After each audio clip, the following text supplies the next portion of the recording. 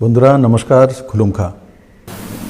আজকের যে রিপোর্ট এসছে তাতে আমবাসা বিএসএফ ক্যাম্পের ভেতরে যারা রয়েছেন, যাদের স্যাম্পল নিয়ে টেস্টিং ক্রমাগত রাজ্য সরকার করছে, 102টি স্যাম্পলের মধ্যে 13টি করোনা পজিটিভ আবার নতুন করে পাওয়া গেছে। তার মানে আগে 14টি, এখন 13, মানে 27টি করোনা পজিটিভ। আর 2 জন ডিসচার্জ হয়ে বাড়িতে চলে গেছে। বন্ধুরা, তার জন্য আমাদের সচেতন থাকতে হবে এবং আমরা মোকাবেলা করব। তার মধ্যে একটা পজিটিভ দিক রয়েছে যে সেই কনস্টেবল বিএসএফ এর যে জওয়ান ছিলেন, গন্ডাচারা হসপিটালও অ্যাডমিট ছিলেন এবং কোলাই হসপিটালে অ্যাডমিট ছিলেন। তো গন্ডাচারা যে বেস, সেখানেও গিয়েছিলেন। সেখানে সমস্ত যে স্যাম্পল নেওয়া হয়েছে সবগুলো নেগেটিভ এসছে এবং যারা মেডিকেল স্টাফ রয়েছেন তাদেরও 76 স্যাম্পলের মধ্যে 60 নেগেটিভ চলে এসছে, বাকি 16 তার প্রসেস গোয়িং অন রয়েছে।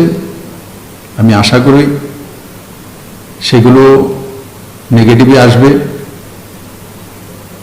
তাতে একটা বিষয় নিশ্চিত হয়ে গেছে যে কোভিড-19 যে পজিটিভ কেসগুলো, সেগুলো আমবাসার যে বেস্ট বিএসএফ ক্যাম্প তার মধ্যেই সীমাবদ্ধ রয়েছে। আমরা এই বিএসএফ ক্যাম্পে যারা যারা রয়েছেন সবার স্যাম্পল নেব এবং স্যাম্পল নিয়ে কম সময়ের মধ্যে যাতে রিপোর্ট রাজ্যবাসীর সামনে চলে আসে এবং তাদেরকে সুস্থ করে তোলা। আর আমি বিশ্বাস করি ত্রিপুরুষের মায়ের এই পুণ্যভূমিতে আমরা সক্ষম হব, সবাইকে সুস্থ করে তুলব। আমার সমস্ত মেডিকেল টিমকে আমি ধন্যবাদ জানাবো যে ওনারা কম সময়ের মধ্যে এই কাজগুলো করতে সক্ষম হয়েছে। যেভাবে আমরা আগে 2টি পেশেন্টকে সম্পূর্ণ সুস্থ করে বাড়িতে পাঠাতে সক্ষম হয়েছি, ঠিক এই বিএসএফ ক্যাম্পের মধ্যে আমার জওয়ান ভাই বোনেরা, তার পরিবারেরা যারাই রয়েছেন, প্রত্যেককে আমরা সুস্থ করে আবার সেই বিএসএফ ক্যাম্পে পাঠাতে সক্ষম হব এবং ওনারাও আমাদের জন্য যে ডিউটি করে আসছেন বর্ডারে, সেটা করতেও সক্ষম থাকবেন, এটাই আমি আশা করি। কিন্তু আমাদেরকে সতর্ক থাকতে হবে, রাজ্য এবং কেন্দ্র সরকারের নিয়ম নীতিগুলি মেনে চলতে হবে। প্যানিক হওয়ার দরকার নেই, হয়রান হওয়ার দরকার নেই। শুধু দরকার একটা বিষয়, সেটা হচ্ছে সাবধানতা, সোশ্যাল ডিস্টেন্সিং। ওর কেন্দ্র এবং রাজ্য সরকার যেই দিশানির্দেশিকা দিয়েছে সেগুলো পালন করা। আজকে থেকে রাজ্য সরকার সন্ধে 7টা থেকে ও সকাল 5টা পর্যন্ত সমস্ত ত্রিপুরার লকডাউন পিরিয়ডে কারফিউ লাগানোর সিদ্ধান্ত নিয়েছে। আগেই কনসার্ন ডিএমরা 144-এর সঙ্গে সঙ্গে শুধু অত্যাবশ্যকীয় তো এসেন্সিয়াল সার্ভিস, সেগুলোর পারমিশন দিয়ে একটা দিশানির্দেশিকা লাগু করেছে। আমি আজকে ঘোষণা করছি যে সেই নির্দেশিকা তো থাকবেই, তার সঙ্গে সঙ্গে সমস্ত ত্রিপুরায় সন্ধ্যা 7টা থেকে সকাল 5টা পর্যন্ত কারফিউ থাকবে। আর আইন অনুসারে প্রশাসন তার মধ্যে শক্তিশালী কারবাই করবে।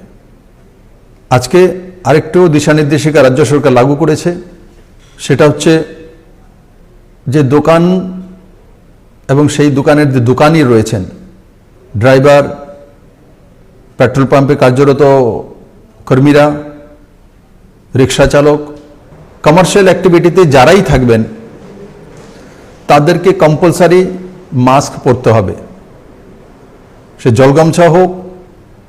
সে বানানো মাস্ক হোক, সে কোনো নিট অ্যান্ড ক্লিন সাদা কাপড় হোক, আপনার মুখ ঢেকে বেরোতে হবে। আর না হলে প্রথম ফাইন 100 টাকা, আর তারপর সেকেন্ড হলে 200 টাকা, আর দেন যে এপিডেমিক ডিজিজ অ্যাক্টের নিয়ম কানুনগুলো রয়েছে সেই অনুসারে আপনার উপরে কেস নেওয়া হবে। আমি আজকে লক্ষ্য করেছি আগরতলা বিভিন্ন জায়গাতে সোশ্যাল ডিস্টেন্সিং মেনটেন করা হচ্ছে না।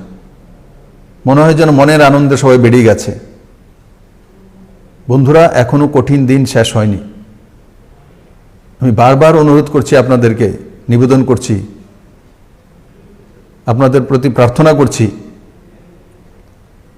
যে সাবধানে থাকুন, সোশ্যাল ডিস্টেন্সিং মেনটেন করুন,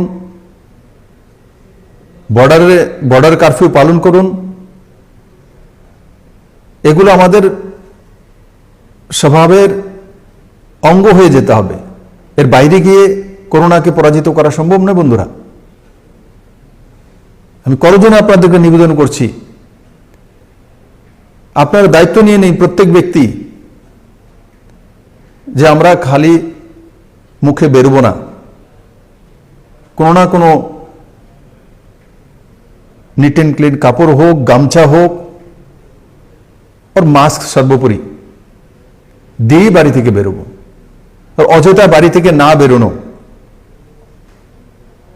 অযথা বাড়ি থেকে বেরোনো, আর সেগুলো কালকে থেকে পুলিশ নামবে, প্রশাসনের লোক নামবে। যারাই অযথা বাইরে থেকে বেরোনোর জন্য, হাওয়া পানি খাওয়ার জন্য বেরোচ্ছেন, তাদের উপর শক্তি সে কারবাই করা হবে।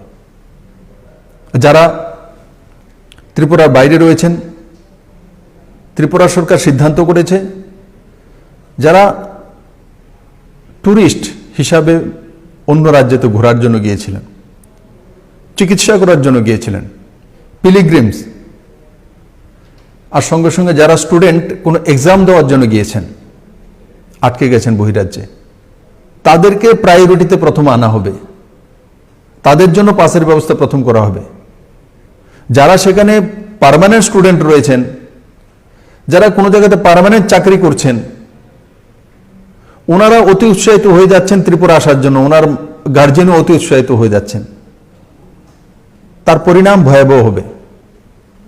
ব্যাঙ্গালোর থেকে ত্রিপুরা আগরতলা আসা একদিনের পথ নয়, 4 দিন 5 দিন লাগে যদি বাইক কারে আসতে হয়। আর তার পরিণাম কি হতে পারে আমরা অবগত আছি। রাস্তার প্রতিটি প্রান্তে করোনা আপনার জন্য দাঁড়িয়ে আছে। বরং আপনি যেখানে রয়েছেন সেখানে আপনি সুরক্ষিত রয়েছেন। আর আমার কর্মসংস্থান যেখানে রয়েছে, আমি যেখানে কর্ম করি, মনে করুন ব্যাঙ্গালোরে আমি চাকরি করছি, আমি চাকরি, এখন আমার অফিস বন্ধ আছে, তার জন্য আমি বাড়িতে চলে আসলাম, আর তারপর আমার চাকরি চলে গেল। কেউ হয়তো 20,000 টাকা বেতন পাচ্ছে, কেউ 40,000 টাকা বেতন, কেউ হয়তো 5,000 টাকা বেতন পাচ্ছেন। ত্রিপুরাতে এসে কি করবেন আপনি? কিছুদিন পর ফ্রাস্ট্রেশন আসবে, আরে আমি তো 20,000 টাকা কামাতাম, আমার কাছে 1 পয়সা নেই আজকে। একবার চিন্তা করে দেখুন এই বিষয়গুলো। করোনার সঙ্গে যুদ্ধ করে জিততেই হবে। ভয় পেয়ে পালিয়ে গেলে কোনো লাভ হবে না। পালিয়ে গেলে করোনা আরো বেশি এগিয়ে আসবে। তার জন্য যে যেখানে আছেন সেখানে থেকে মোকাবেলা করুন। আর যারা ত্রিপুরা রাজ্য থেকে চিকিৎসার জন্য গিয়েছেন, আর যে বিষয়গুলো আমি বললাম, তুলে ধরলাম, তার জন্য গিয়েছেন, তাদেরকে রাজ্য সরকার প্রায়োরিটিতে প্রথম আনবে। আর বললেই আনা যায় না, তার জন্য ওই রাজ্য সরকারের সহযোগিতা চাই। ত্রিপুরা সরকার ওখানে গিয়ে কাজ করতে পারবে না, ওই সকল রাজ্য সরকারগুলোকে কাজ করতে হয়। একবার কল্পনা করে দেখুন, ধর্মনগর থেকে বেরিয়ে আগরতলা আসতে আপনার কত ঘন্টা সময় লাগে, কত ব্যবস্থা করতে হয়। আর চেন্নাই থেকে বাইকারে চলে আসবেন উদয়পুরে, আগরতলাতে, খোয়াইতে, আর সেটা ফোনে বললেই হয়ে যাবে এমন নয় বন্ধুরা। রাজ্য সরকার যত যা যা সাহায্য করতে পারে সেগুলো পদক্ষেপ নিয়েছে, তার পরিণামও আসছে। কিন্তু অস্থিরতা না রাখা, আর অন্যকে অস্থির না করা, তার পরিণাম ভালো হবে না। তাই বন্ধুরা, রাজ্য সরকার এবং কেন্দ্র সরকার যে দিশা নির্দেশিকা জারি করেছে, সেইগুলোকে মেনে নিজের জীবনশৈলীকে তৈরি করা। আমরা সবাই অনেক রিল্যাক্স ছিলাম যে ত্রিপুরা গ্রিন জোনে চলে এসছে, কিন্তু আজকে একই ক্যাম্পের মধ্যে 16 জন পজিটিভ চলে এসছে, আরও তার স্যাম্পল নেওয়া হচ্ছে। যখনই স্যাম্পলের রেজাল্ট আসবে আপনাদের সামনে বিষয় চলে আসবে। তার জন্য অতি সাবধানে থাকুন, অন্যকেও সাবধানে রাখুন। অতি উৎসাহিত যারা হয়েছেন তাদেরকে আপনারাই মোকাবেলা করুন, আর অপপ্রচার থেকে দূরে থাকুন। কোনো মতেই সোশ্যাল মিডিয়াতে, প্রিন্ট মিডিয়াতে, ইলেকট্রনিক্স মিডিয়াতে বিভিন্নভাবে যদি তার অপপ্রচার করা হয় তো তার উপরে আইনি শক্ত ব্যবস্থা নেওয়া হবে, এবং কোভিড-19 কনফার্মেশন দেওয়া, তার জন্য কোন লেভেলের অফিসার দেবেন, কোন অধিকারী ডিক্লেয়ার দেবেন, কে সে বিষয়ে লিখতে পারেন, তার জন্য গাইডলাইন আজকে রাজ্য সরকার তৈরি করেছে। যে কেউ চাইলে ডিক্লেয়ার করে দেবেন সেটা হয় না। সোশ্যাল মিডিয়াতে নাম সহকারে শেয়ার করে নেবেন, নাম সহকারে কার কার কোভিড হয়েছে তার নাম সহকারে শেয়ার করা, সেটা আইনত দণ্ডনীয়। সরকার তার উপরে কার্যবাহী করবে। আমি 1-2 দিন যাবত দেখছি বিভিন্ন সোশ্যাল মিডিয়াতে পুরো লিস্ট বেরিয়ে আসছে, লিস্টের সঙ্গে সবাই শেয়ার করছে। যার সোশ্যাল মিডিয়া থেকে হবে তার উপরে সরকার কার্যবাহী কেস করবে। বন্ধুরা, আরও কিছু সিদ্ধান্ত রাজ্য সরকার আজকে নিয়েছে। বন্ধুরা, section 188 of Indian panel code 45 of 1860 এই ধারা অনুসারে রাজ্য সরকার যারাই এই আইন ভঙ্গ করবে তার উপরে কার্যবাহী করবে। আর এই কার্যবাহী করার জন্য যারা আধিকারিক, district magistrate, sub divisional magistrate, director health services, director family welfare, preventive medicine जो डायरेक्टर लेवल ऑफिसर और पुलिस इंस्पेक्टर लेवल ऑफिसर तार नीचे नय ओनाराई मास्क ना पड़ले बा এই কানুনগুলি না যদি পালন করা হয় তো তার উপর ফাইন করার অধিকারী ওনারাই ফাইন করতে পারবেন 100 টাকা করে এবং দ্বিতীয়বার 200 টাকা করে বাকি কেস কম্পালসারি। তার জন্য আমি সমস্ত ত্রিপুরাবাসীর কাছে নিবেদন করব যে আপনারা সাবধানে থাকুন, সোশ্যাল ডিস্টেন্সিং মেনটেন করে চলুন, প্রতি ব্যক্তি মাস্ক পরেই বাড়ি থেকে বেরোন। और যদি দোকানে গিয়েছেন সেই দোকানই মাস্ক পরা থাকবে, যে কাস্টমার গিয়েছে ওনাকে মাস্ক পরতে হবে। আর সঙ্গে সঙ্গে বাজার কমিটিগুলো যেগুলো রয়েছে তাদের দায়িত্ব সোশ্যাল ভলেন্টিয়ার তৈরি করে বাজারগুলোকে সেভাবে তৈরি করা। আজকে পুলিশ ডিপার্টমেন্ট এবং ট্রান্সপোর্ট ডিপার্টমেন্ট এবং বিভিন্ন যে মজদুর সংঘগুলি তার সঙ্গে আলোচনা হয়েছে। সেই আলোচনা ক্রমে কিভাবে 50% সিটে অকুপাই করে বাস চলবে, কিভাবে বসা হবে, কে দেখবে এবং কিভাবে দেখবে, সমস্তগুলো আলোচনা হয়েছে। এবং আলোচনার পর এই ব্যবস্থার মাধ্যমেই সিস্টেম চলবে এবং যেই মোটর স্ট্যান্ড থেকে ওই সিস্টেম মেনে যানবাহন চলবে তাদেরকেই পারমিশন দেওয়া হবে, বাকিদেরকে পারমিশন দেওয়া হবে না। তাই বন্ধুরা, আমি আপনাদের প্রতি কৃতজ্ঞ যে এত লম্বা সময় যাবত আপনারা এই লকডাউনের মধ্যে কেন্দ্র এবং রাজ্য সরকারের দিশানির্দেশিকা পালন করে নিজেকে সংযত রেখেছেন। আগামী দিনগুলো তো আমাদেরকে সেই দিশাতে কাজ করতে হবে। কারণ কি, যেটা আমরা ভেবেছিলাম হয়তোবা করোনা থেকে ত্রিপুরা বেরিয়ে চলেছে, কিন্তু আমাদের সামনে আবার সেই করোনা এসে দাঁড়িয়ে গেছে। তাই আমি আপনাদেরকে বলবো আপনারা পেশেন্স রাখুন আর অন্যকেও পেশেন্স রাখার জন্য অনুরোধ করুন। আমি আবার বলবো, জান হ্যাঁ তো জাহান, যেটা আপনারা এই দীর্ঘদিন যাবৎ নিজের জীবনশৈলীকে পরিবর্তন করে একটা সিস্টেমেটিক্যালি ব্যবস্থার মধ্যে নিজেদেরকে নিয়ে এসছেন, সেটা যাতে কোনো মতেই আপনাদের কাছ থেকে না যায়। আর যারা সেই সিস্টেমকে ভাঙতে চেষ্টা করছেন তাদেরকে সংযত করে দিন, আর নাহলে আইন অনুসারে ব্যবস্থা হবে। আর সঙ্গে সঙ্গে আরেকটা বিষয় বলবো, কিছু কিছু ছোট মোটো রাজনৈতিক দল বিভিন্ন বিষয় নিয়ে আজকাল দেখছি রাজনীতি করতে চাইছেন। কাঞ্চনপুরে কোনো মঞ্চ রয়েছে, কোথায় কি হবে? আরে ভাই, করোনা মোকাবেলা করছি, করোনা থেকে বেরিয়ে আসি, রাজনীতি ছেড়ে দিন, এই মঞ্চ ছেড়ে দিন।